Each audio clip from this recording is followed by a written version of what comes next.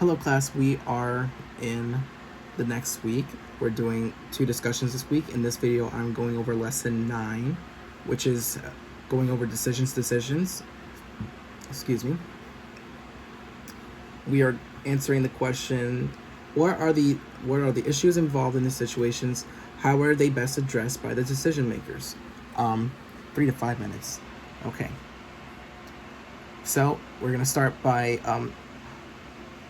with the case of the diamond ring. Within this case, the dilemma of whether a woman should wear her diamond ring in an interview. She is described as desperate and is fixating on whether her marital status would affect the interview.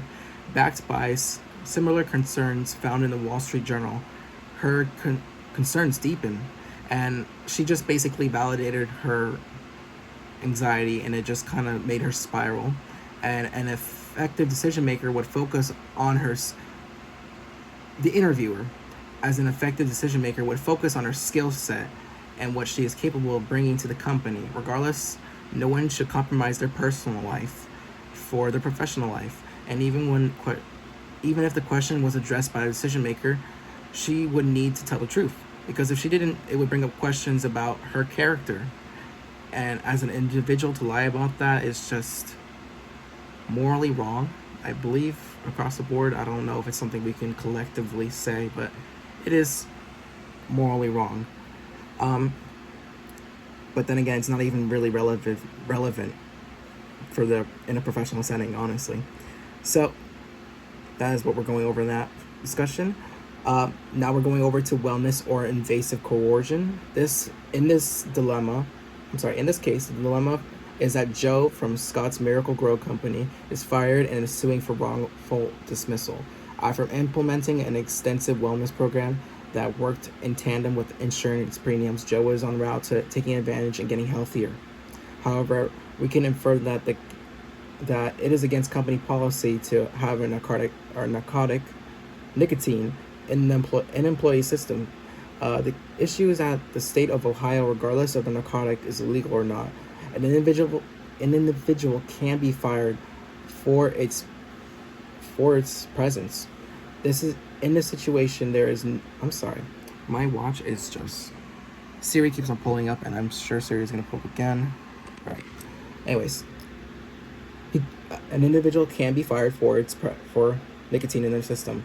In this situation, I would not want to live there, but in this situation, there is no decision to be made. Joe's life has admittedly been saved by the wellness initiative, and although his professional life was sacrificed, Scott's Miracle Grow Company have every right. Now, it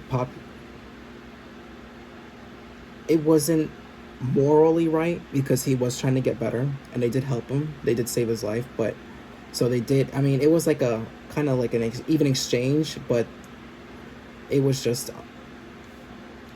not good. It just wasn't. It's not good in anybody's eyes, but technically they had every right. State of Florida isn't.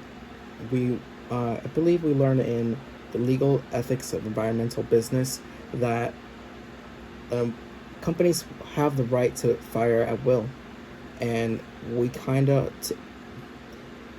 you kind of take that for granted a little bit, but that's neither here nor there. They just had every right. It sucks. Now we're going to move on.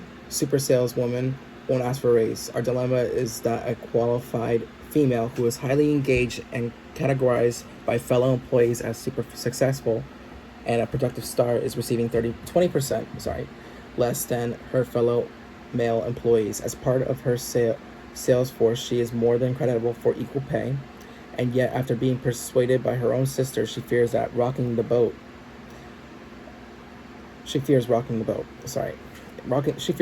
will cost her job, or just it'll mess up her feng shui, or how her life is, her little reality. A functional decision maker would be proactive about employee contribution. Should be. Some more so say an effective decision maker, and utilize a variety of motivational theories to keep their employees engaged, and ultimately this would make progress towards a thriving workforce. This female employee sister recognized that recognizes this progressive management style and wants what's best for her sister. However, it is ultimately the female employee's decision, and she is satisfied. A proactive decision maker, meant to say effective decision maker, would be able to witness this and witness this contribution and act accordingly to progress sales to a I am butchering the sentence. A proactive decision maker would witness her contributions and act accordingly to progress the sales of the team as a whole. I believe she puts in a lot, and the more she is valued, or the more we share, I believe she's a very important asset for them, and they should invest in her. Moving forward, the firm goes public with annual bonuses. The situation is that after a firm attempts to be progressive and go public with their financial success, their distributions of wealth is called into question by critics. Today, we can literally go online. We can find out what companies like BMW are pulling in. It's actually astronomical. Literally, the numbers in millions are just... Anyways, their bonuses to lower level employees were minimal in the eye of critics, and the reason behind going public with such minimal benefits was called into question. It just didn't make them look good. An effective decision maker, although too late, could propose to vote for the coming future years for public. They could propose a vote, like a voting system, for the coming future years for their publicity.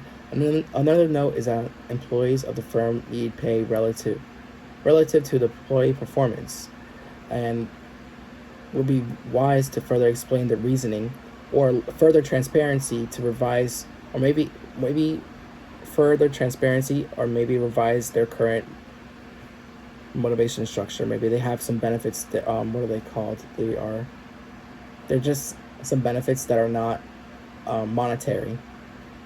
So that is it for lesson 9.